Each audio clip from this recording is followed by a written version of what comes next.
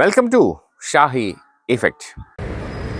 ഇപ്പോൾ കഴിഞ്ഞ ദിവസം കൂത്താട്ടുകുളത്തുണ്ടായ സംഭവം, ഒരു സ്ത്രീയെ പൊതുസമൂഹത്തിൽ പൊതുജന മധ്യത്തിൽ അവരുടെ മുടിക്ക് കുത്തിപ്പിടിച്ച് അവരുടെ സാരി വലിച്ച് അവരെ വാഹനത്തിൽ കയറ്റിക്കൊണ്ടുപോയി ഞാൻ നിങ്ങളെല്ലാവരും കണ്ടവരാണ്. അത് കഴിഞ്ഞതിന് ശേഷമുള്ള CPM-ൻ്റെ പൊതുസമൂഹത്തോടുള്ള അവരുടെ ഭാഗത്തു നിന്നുള്ള അഭിപ്രായ പ്രകടനം എന്ന് പറയുന്നത് അവരെ വിളിച്ചുകൊണ്ട് പോയതാണ്, വെറുതെ വിളിച്ചുകൊണ്ട് പോയതാണ്. ഓഫീസിൽ പോയിരുന്ന കഥയൊക്കെ പറഞ്ഞ് ഞങ്ങൾ വൈകുന്നേരം പറഞ്ഞു. എല്ലാ ചാനൽ ചർച്ചയിലും ഈ കഴിഞ്ഞ 3 ദിവസമായി അവരിത് തന്നെ ആവർത്തിച്ചു കൊണ്ടിരിക്കുകയാണ്. നമ്മളെല്ലാവരും കണ്ടാണ് ഒരടിയും കൊടുത്ത്, അടി കൊണ്ട് അവരും പറയുന്നത് എന്നെ അടിച്ച് അവരെ സാരിയുടെ അടിപ്പാവാടയുടെ വള്ളി വരെയും അഴിഞ്ഞുപോയി.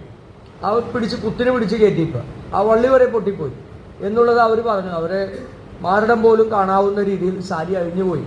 ആ തിരക്കിനിടയ്ക്ക് സാരി വലിച്ചു കൊടുക്കാൻ പോലും അവർക്ക് കഴിയില്ല.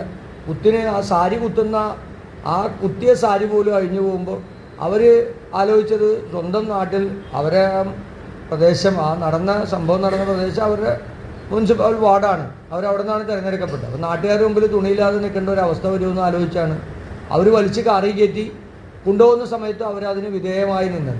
അപ്പോൾ അവരത് പൊതുസമൂഹത്തോട് അത് പറയുന്നു. പക്ഷേ CPM-ൻ്റെ ഒരു ശൈലി, അവർ ഇന്നതുപോലെയാണ്, അവർ ഞങ്ങളുടെ കൗൺസിലറാണ്, ഞങ്ങളുടെ ആളാണ്, ഞങ്ങൾ വെറുതെ വിളിച്ചുകൊണ്ട് പോയി അവരായിട്ട് ചർച്ച നടത്തിയതാണ് എന്നുള്ള രീതിയിലാണ്. അപ്പോൾ എത്രത്തോളമാണ് ആ നുണകൾ ഇങ്ങനെ നിരന്തരം അവർ ചാനൽ ചർച്ചയിലും അല്ലാത്ത സോഷ്യൽ മീഡിയകളിലും എല്ലാം ഇന്ന് നിയമസഭയ്ക്കകത്തും അവരാവർത്തിച്ചുകൊണ്ടിരിക്കുന്നത്. അപ്പം അത്രത്തോളമാണ്. അപ്പം നമ്മളൊരു പച്ചയായ ഒരു നുണ അതിങ്ങനെ നിരന്തരം ആവർത്തിച്ചുകൊണ്ട്, അപ്പോൾ നമ്മൾ തന്നെ മനസ്സിൽ വിചാരിക്കും, ശരി എന്താണ് ഇവർ പറയുന്നത്, ഇനി നമ്മൾ ഇവരോട് ഇനി എന്ത് പറഞ്ഞാണ് മത്സരിച്ച് ജയിക്കുക. ഞാൻ ഇന്നലെ ചാനൽ ചർച്ചയിൽ, ഞാൻ മനോരമ ചർച്ചയിൽ പോയിരുന്നപ്പോൾ ഞാനും വിചാരിച്ചു എന്താണ് ഇവനൊക്കെ ഇരുന്ന് ഈ പറയണത്, ഇവനോടൊക്കെ ഇനി എന്ത് പറഞ്ഞ് മനസ്സിലാക്കാനാണ്. പക്ഷെ അതല്ല, പൊതുസമൂഹം ഇത് മുഴുവൻ കേൾക്കുകയാണ്. അത് കാണാത്ത ആളുകളുണ്ടാവും, കണ്ട ആളുകളുണ്ടാവും, കണ്ടാൽ സംശയമുള്ള ആളുകളുണ്ടാവും. അവരെയെല്ലാം ഒരു അർദ്ധബോധാവസ്ഥയിലാക്കി തെറ്റിൽ നിന്ന് രക്ഷപ്പെടാനുള്ള ഒരു ബോധപൂർവമായിട്ടുള്ള ശ്രമം, അതാണ് ഈ കാലഘട്ടം. അത് ഈ കാലഘട്ടത്തിൻ്റെ ഒരു അനിവാര്യതയാണ്. സത്യസന്ധമായ നിലപാടുകൾ കൊണ്ട് രാഷ്ട്രീയ പ്രവർത്തനം നടക്കാത്ത ഒരു കാലഘട്ടം കൂടിയാണ്. അതാണ് നരേന്ദ്രമോദിയും പയറ്റുന്നത്, പിണറായി വിജയനും പയറ്റുന്നത്. രാഹുൽ ഗാന്ധി എത്ര സത്യസന്ധനാണ്, എത്ര നല്ല രീതിയിൽ പ്രവർത്തിച്ചിട്ട് നമുക്കൊരു റിസൾട്ട് ഉണ്ടാകാത്തതും ഈ ഒരു കാലഘട്ടം ഇതിങ്ങനെ ആയതുകൊണ്ടാണ്. അതിനെ അതിജീവിക്കാനുള്ള കരുത്ത് നമുക്കുണ്ടാകണം. ഇത്തരത്തിലുള്ള കാര്യങ്ങളെ പോലും അതിജീവിക്കാനുള്ള കരുത്തുണ്ടാകണം. സംഘടനാപരമായി നമ്മളെത്ര സ്ട്രെങ്തൻ ചെയ്ത് നമ്മളെന്ത് സമരം നടത്തിയാലും ഇതിനെ കൂടി മാനേജ് ചെയ്യാൻ ഈ നവമാധ്യമങ്ങളിലൂടെയും മാധ്യമങ്ങളിലൂടെയും ഒക്കെ മാനേജ് ചെയ്യാനുള്ള ഒരു കരുത്ത് BJPക്ക് ഉണ്ട് എന്ന് 10 വർഷക്കാലം മുമ്പ് തെളിയിക്കപ്പെട്ടതാണ്. ഒരു അധികാരത്തിൽ വന്നത് അങ്ങനെയാണ്. അത് അവർ നിലനിർത്തുകയാണ്. എല്ലാ തെറ്റിനെയും അവർ ശരിയാക്കിയെടുക്കാനും അവരുടെ വാദമുഖങ്ങളാണ് യാഥാർത്ഥ്യമെന്ന് വരുത്തി തീർക്കാനും, ജനങ്ങൾക്ക് മുമ്പിൽ വരുത്തി തീർക്കാനുള്ള ബോധപൂർവമായിട്ടുള്ള ശ്രമമെല്ലാം അവരും നടത്തുന്നു. 10 വർഷക്കാലം പിണറായി വിജയനും ഈ PR വർക്കിലൂടെയാണ് ഇവരെല്ലാം നടത്തുന്നത്.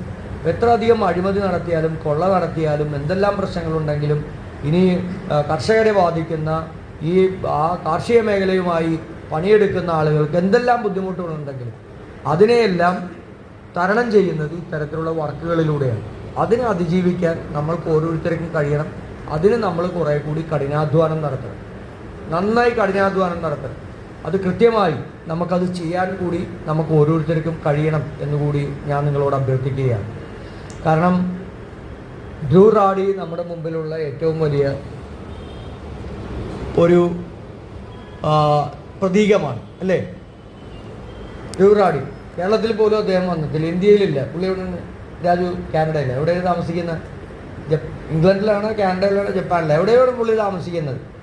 അയാളുടെ ഓരോ വീഡിയോയ്ക്കും ഈ കഴിഞ്ഞ പാർലമെൻറ്റ് തെരഞ്ഞെടുപ്പിനും മുമ്പ് കിട്ടിയ പ്രാധാന്യമത്രത്. ഇന്ത്യയിലെ ഒരു പ്രതിപക്ഷം എന്നുള്ള രീതിയിൽ പോലും ഇന്ത്യയിലെ മാധ്യമങ്ങൾ ധ്രുവ് റാഡിയെ കണ്ടു. നമ്മൾ പോലും അദ്ദേഹത്തിൻ്റെ ഓരോ വീഡിയോയും 2-3 മിനിറ്റുള്ള വീഡിയോ നമ്മൾ പോലും ഷെയർ ചെയ്യുകയുണ്ടായി. ഈ ഒരു ഭരണകൂടത്തെ പോലും ഒരു വ്യക്തി ഭയപ്പെടുത്തി ആ ഭരണകൂടത്തിനെതിരായ ഒരു വലിയ പ്രതിരോധം തീർത്തതും നമ്മൾ കണ്ടതാണ്, അല്ലേ? കൂടുതൽ വിശേഷങ്ങളുമായി വീണ്ടും കാണാം. അതുവരെ ഏവർക്കും നന്ദി, നമസ്കാരം.